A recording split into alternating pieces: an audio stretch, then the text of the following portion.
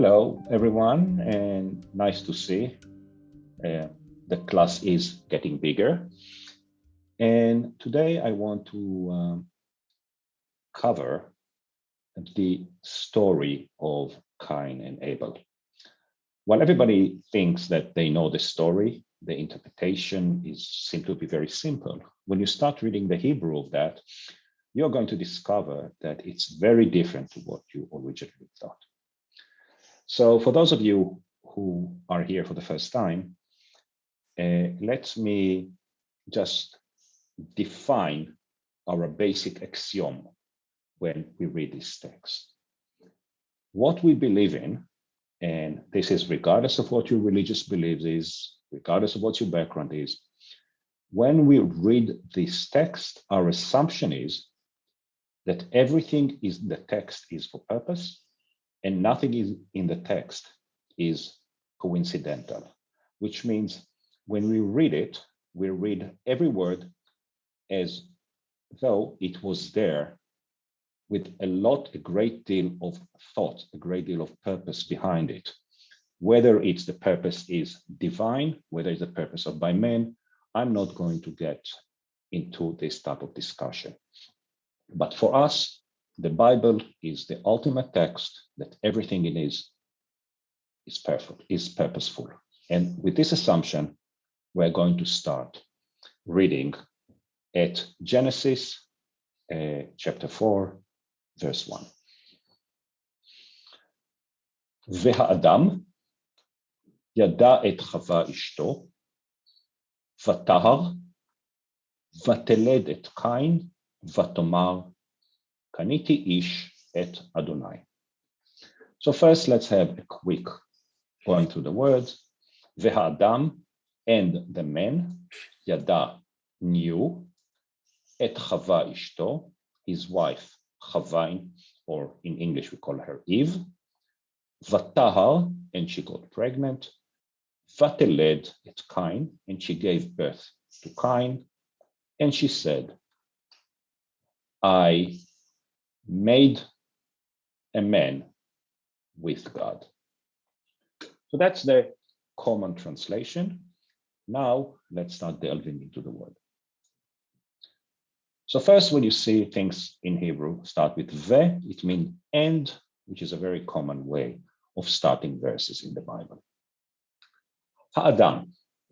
If you remember, we're talking about Adam and Eve here.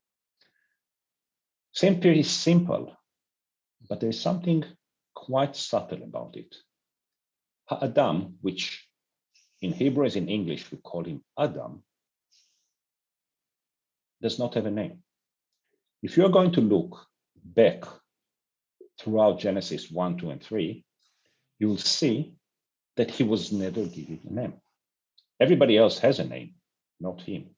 Ha-Adam in English means the man. Now, ha means the, Adam means man, the man, which means that we are talking here about somebody who does not have a name, the only one in the Bible. And the question is, why? Now, there are a lot of explanation, and we will discuss it when we discuss Genesis 2 and 3. But one of the way of looking at it is that in the Garden of Eden, you didn't need names. Names are a separation. Names are not created by God.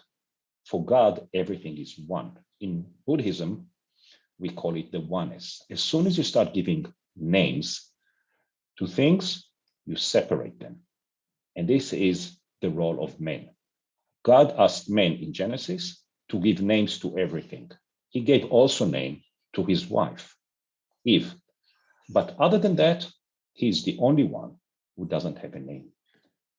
So this is a subtle point that we need to think about. He doesn't have, we call him Adam, but Adam was not his real name. Yada has two meanings. Later we'll see that it has important that it has two meanings. It's Yada is know, and know can be in the normal sense. Somebody knows somebody else, somebody is familiar with somebody else, and Yada is also in the biblical sense, which is basically had sex with. Here, because we know that she got pregnant, we assume we can assume quite confidently that basically it means here had sex with Chava, his wife, with Eve, his wife, Ishto.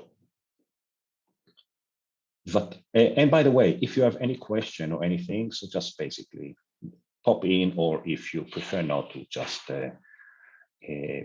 put it on a chat.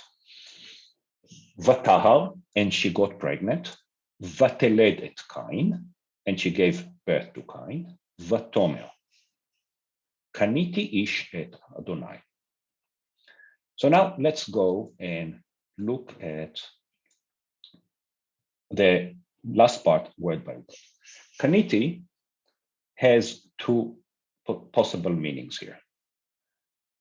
The first one is to buy. And when we're talking about Genesis 25:10, so Abraham bought a field. So this is a common way of using it.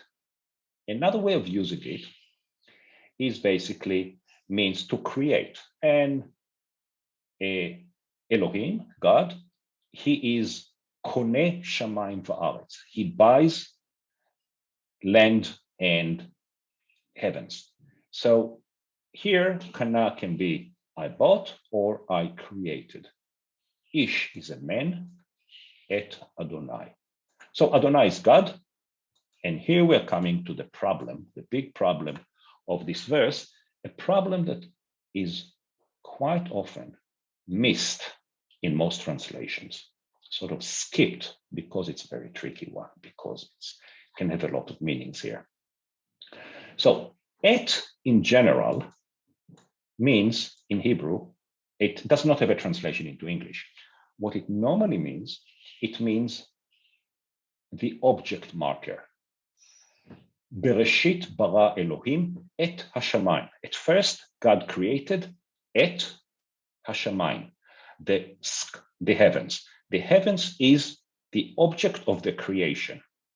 Or, ani achalti et hatapuach, I ate, achalti, et hatapuach, the apple. So it has no other meaning other than the grammatical meaning of it. The thing after this is the object. Now, that would make it very simple. If, for instance, we change the name Yehovah, God, in any other name, let's say David, it meant I created a man, David, which means I created his name, a man, his name was David. Another potential interpretation is, let's replace the word God with the word the king. What we get here is I made a man, the king. I created a man, I gave a birth to a man, and he was the king. So this goes pretty straightforward. But what does it mean that she means God? Does it mean that I bought a man, God? The name of the man I created was God? Or is the man I created a God? Now, any of them gives us completely different way of thinking about this verse. Does she think that she gave a birth to God, a God? Because if you remember, the man was created in the image of God. Eve has never seen a baby before. Cain was the first born man ever. So she sees something in the image of God. Does she believe that she created God? Another possibility is that is she defiant here? Does she say, okay, I'm blaming God for this kind of creation? Because if this, she's been through labor, she suffered badly, like most women do, and she remembers the punishment she got, the suffering came from God after she ate the apple or the fruit of the garden. So is it possible here that she means that Kaniti ish et Adonai means I created a man and I blame God for this? So this is one interpretation. Now, none of these interpretations are actually accepted by the normal scholars.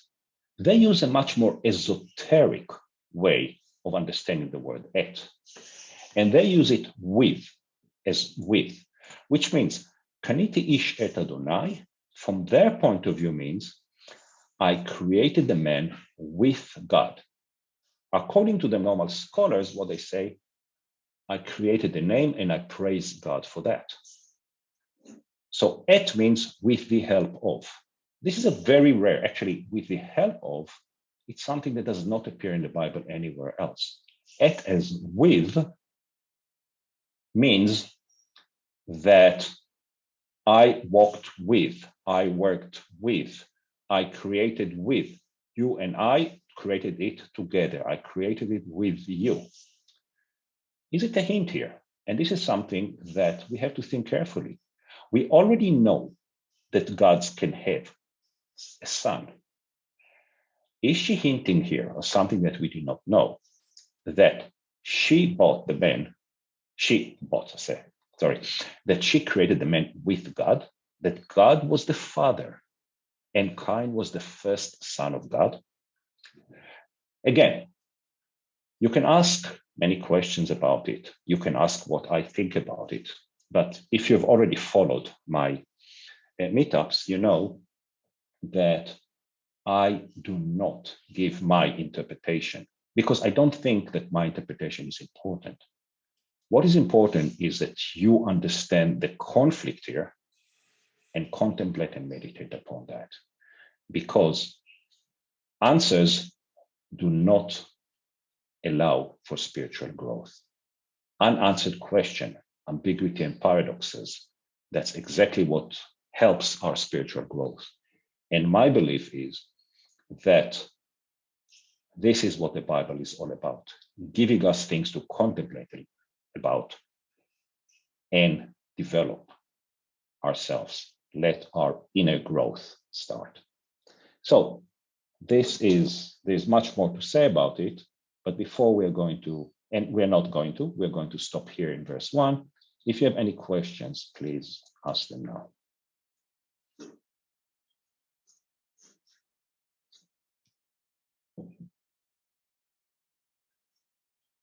Okay, yes, I see that there is a hand raised there, but you seem to be... No, okay, I was mute, sorry. Yeah, you were on mute, so can you just... yes, please. Yes, I have a question. This means that Cain could be the first son of God. What et could mean Cain was the first son of God, if I understood you. Well, as I say, the first thing is what I think is not important. This is completely irrelevant. What is relevant is what's written. As soon as you hear my view, you are just basically going to be influenced by it or going to think by it, and this is not important. The idea is this is a potential interpretation. And as we know, it's the beginning, it's the very beginning of the Bible, in Genesis chapter 4. We already know that gods can have, from the Bible, that God can have son. Now, this is one potential interpretation. Nobody says, by the way, if you're talking about Jesus, that he was the first son of God. He was the son of God. Could God have had other sons? This is something worth thinking about. Later, we'll see that God gives him a special treatment.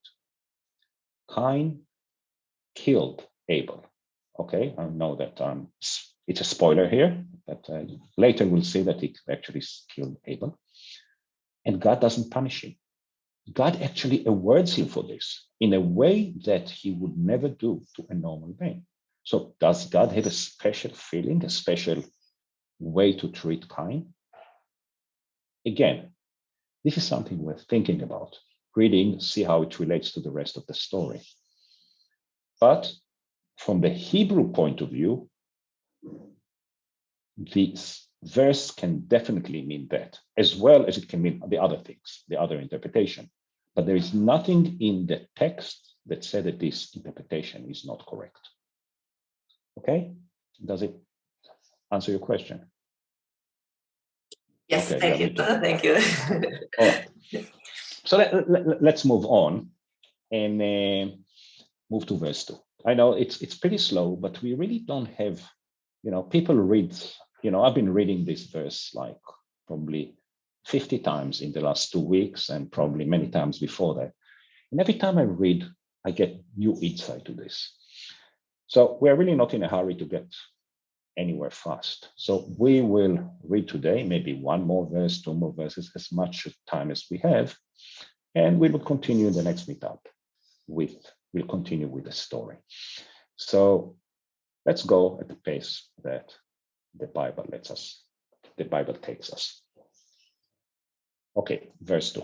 ותוסף ללדת את אחיו את הבל.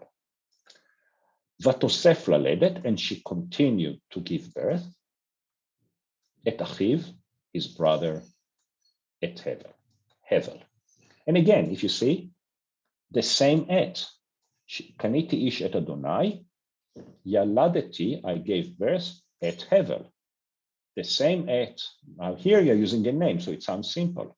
The one before, the same sentence, the same structure, only that instead of the name of a person, Hevel, it's the name of God. ותוסף ללדת. תוסף is added. So some people asked me in the previous one, whether תוסף ללדת, it means that Cain and Hevel, and I'm calling you Hevel because this is the Hebrew name of pronunciation. The English one is Abel. The question is, Vetosef, does it mean that they were twins, which means that they gave a birth to one and you gave birth to another one?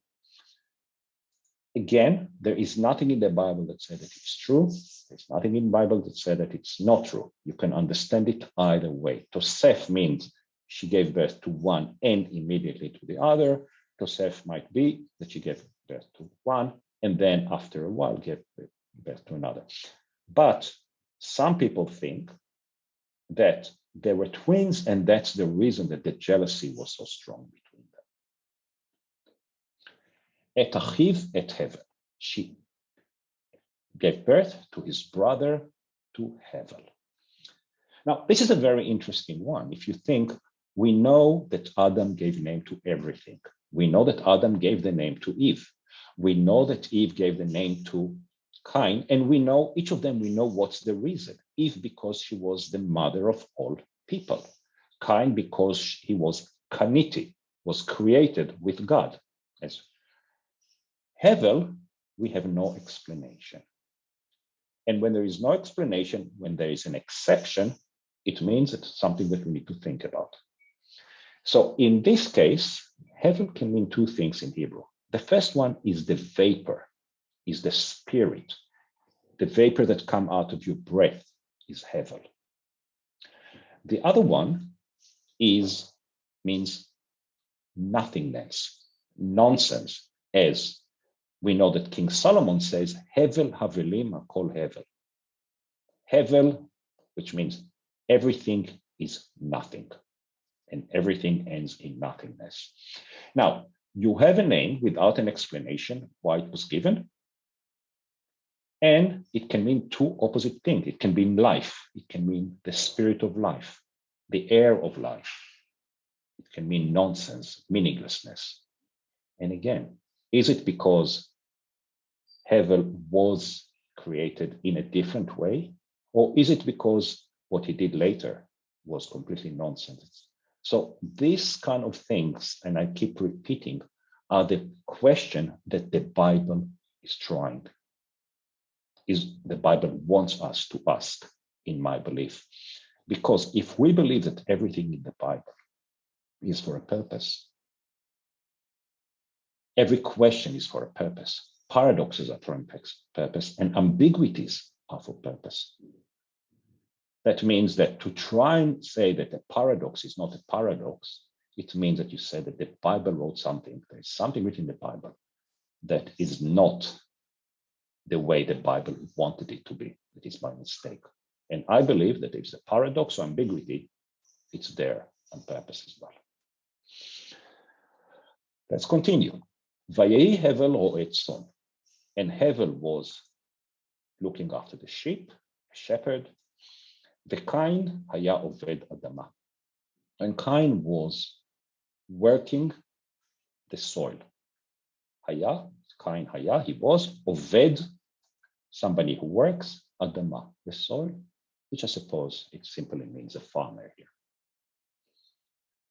Let's move to, is there any question about verse 2 before we continue? Yes. So if we could understand that Cain was a son made with God, or was a god, and Abel was nothing compared to him. So this would be one of the understandings, right? That's a possibility, because Hevel had a short life and his life ended up as nothingness. That might be one of it. It might mean exactly that he was the fresh air. He was an evil and he was the fresh air. And basically, that's, as I said, either if you look at the Bible and what the Bible said, the words of the Bible, you can understand it either way. And it's interpretation. There is nothing there that says that what you're saying is incorrect. Mm-hmm. So you have to figure out which one you think makes more sense. And from my experience, if you read it in a week time, you'll have a different interpretation than what you have it today. If you think about it tomorrow, you'll have another interpretation as well. The more you think about it, the more you get this kind of a multiple interpretations in your head. And that's the beauty of reading the Bible. Okay. Very, very fascinating. Thank you. Vayehi miketz yamim. I see that the other are quiet now. Everybody else is on mute. Okay. So, all right. So it's only the conversation between us. By the way, if for the others, if you do not want to show yourself, if you don't want to basically to share, just feel free just to basically write me a question by chat, and I'll keep it. We'll keep it anonymous. I will just read the question. So I really, if you have questions, and these are things that probably you have questions on, just feel free to send me a chat message. Vayehi miketz yamim, vayave Cain mipri ha'adama incha le'Adonai. So let's start with a simple. Vayehi, then miketz yamim, at the end of days, vayave Cain mipri ha'adama, and Cain brought from the fruit of the earth, mincha le'Adonai, gift to God, or offering to God. Okay, vayehi, it means that after that, miketz yamim. This is a very interesting way of looking at later, because normally you say later he did something, but miketz yamim has a very particular meaning. And let's start with not thinking about the time. Ketz is the end of. Yamim are days. Now, days in the Bible, it can be a day, 24 hours, but it can be an undefined period of time. So when I say long days, it means long time. So with the yamim, whether it's days or a period of time, it's not that relevant. But they don't use later. They use miketz yamim. Ketz yamim talking about the end of days. Now, most translators of the Bible will refer to it as later, just a more poetic way of saying later. Then later, something happened. But it's a very extreme. Ketz yamim is the day end of the world. It's the time that basically the world ceases to exist. Is this story telling us about some kind of remote future?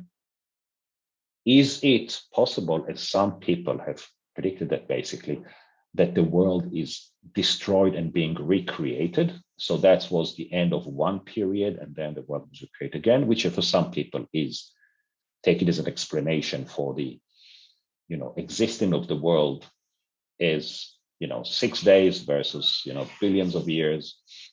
They say Ketz Yamim is basically the world comes and comes to an end, which, by the way, it suits very well with the approaches of Buddhist approaches and the Hindu approach, that the world actually goes in circle, in cycles. So is Ketz Yamim is the end of days, the end of some kind of a period of human period before something else starts? So it's interesting to see that they're using the word Ketz as the end of to describe later. So again, a point to contemplate. Vayave Cain mipri ha'adama, and Cain, Vayave brought Cain. Cain brought mipri, fruit, ha'adama, of the earth. Mincha is an offering or a gift, le'Adonai, to God. Okay, a question about verse 3. Oh, I see there is something in chat. Okay, thank you. Do you think that the Bible and Buddhism are related?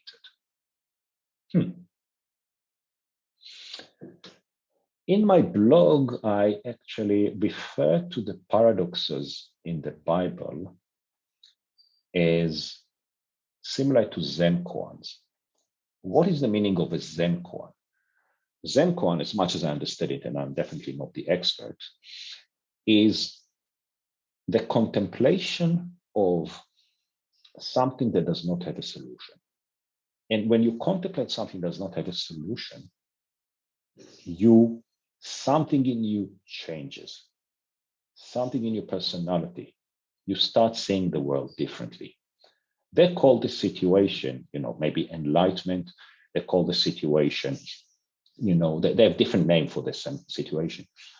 But the way it's very interesting to read people that experienced it. And they say that when you contemplate for a very long time something that does not have a solution, which is a paradox, eventually your mind comes to terms with that. And all of a sudden, your mind understands the paradox in a way that cannot be explained by word. And then your view of your entire world changes. Now, you stay the same person, but your understanding of the world is different. It's not verbal understanding anymore. It's much more like a spiritual understanding. So the stories are different between the Buddhism and the Bible. But I think that both could serve the same purpose. You have the paradoxes. The purpose of the Bible, it's holy in the sense that you have to take it seriously and you have to think about it very carefully about everything that is written in it, which means that you have to think about the paradoxes. And if you think about the paradoxes of the Bible, you are really in a situation similar to a Zen monk asking themselves the koan until something happens. And by the way, something from completely different area, a bit sidetrack. In many areas of science, or it's the questions that don't have answers, let's say in mathematics or something, that actually created completely new fields, completely new discoveries. It's keep thinking about questions, about paradoxes that people do not know, that developed quite interesting part of the human knowledge.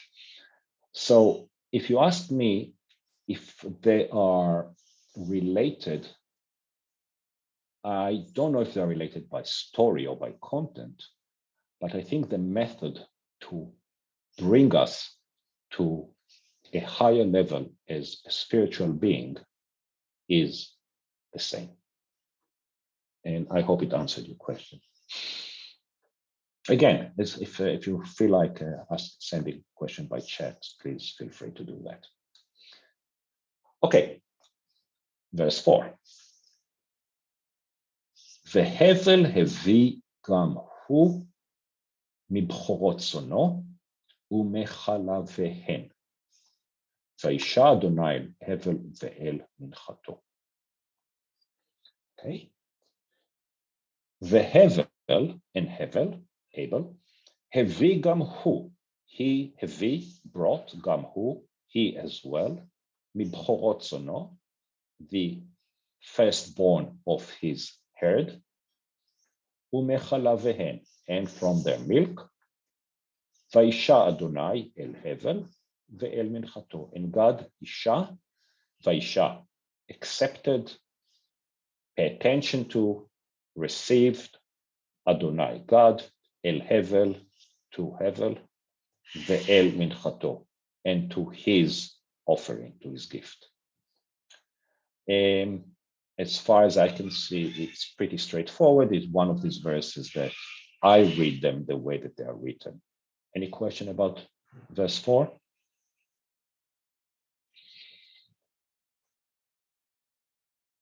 Okay, let's move to the next one. Ve'el Cain ve'el minchato lo sha'a. I want this to finish here in the middle of verse 5. I want to focus on this one, and next time we'll continue. And the reason is, okay, let's first understand. Ve'el Cain, and God, ve'el minchato lo sha'a, and God did not sha'a, did not accept, did not pay attention to Cain, ve'el minchato, and his offering. So the sentence is pretty simple from the Hebrew point of view. We said what we have here, God accepted or received with gratitude, or were thankful to, or paid attention to Hevel's and his gift, his offering, but he did not accept the offering of Cain. Now, as I say, I want to finish here. From Hebrew, it's very simple, but it's a very interesting question. Why was God discriminating here? Why didn't he like Cain? Or maybe he did like Cain. Maybe it's a test for Cain, or maybe it's a running of things. It wasn't a coincidence, right, that God decided he liked, oh, I like Hevel better than Cain. You know, but maybe like the first son, you put him through much harder, much harsher tests because you expect more from him. And this was actually a test.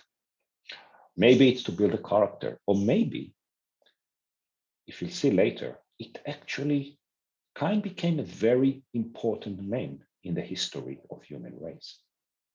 We'll get to that. But Cain actually was responsible for the building of the cities, for moving away from becoming shepherd, from becoming farmers, to building a city, to creating music. We'll see all this later in this chapter. Is it possible that that's the way that God put things into motion? Because I hear a lot this kind of discussion about evolution. God created everything, he planned everything, and there's the creationism that say, you know, he created this, he created that, and have the story how he created, and they're the evolutionists. They say, no, everything is evolved as the result of, you know, a mutation in genes, then mutation in gene creates that transformation. Transformation, it depends on the environment. If the transformation makes you more able, more capable to compete, you survive and your gene stays. But is it possible that the way that God creates things is not by creating them, is by creating a formula, creating a process, put things into motion, and then they create themselves? After all, to start a process quite often, if you're a scientist or engineer, you just have to put the right conditions and put it into motion. So we'll see. Cain, Hevel disappears. It just becomes the first killed person. But Cain is responsible, according to the Bible, to a great things that happen to humanity, to the evolution of humanity. So is that the way that God put Cain into the work? We can't tell him, because if you tell somebody to do things, you are interfering with things. It's the subtle interference that you push things in the right direction, you give the right condition. So I said we have two interpretations here. There are many more, but the one interpretation is that it's a test, or it's a building character, or it's creating Cain as the first son, treating him differently. And when you treat somebody harsh, as many cultures used to do, you treat him, I treat you much harsher because I love you, because I want you to become different, because I want you to become better. Or another interpretation, and I don't know if necessarily they're contradictory, another interpretation is that God has a plan, and the way you execute the plan is not by waving a magic stick, it's just by creating the right condition and put things into motion, and then things take their own course based on his planning. So this is where I want to finish today. And if you have any questions, please, that's the time to ask them. And again, if you don't want to put yourself, you can send me a chat, or you can send me later an email, and I'll be happy to answer to you. And if it's something that I can, I'll share it with everybody else here.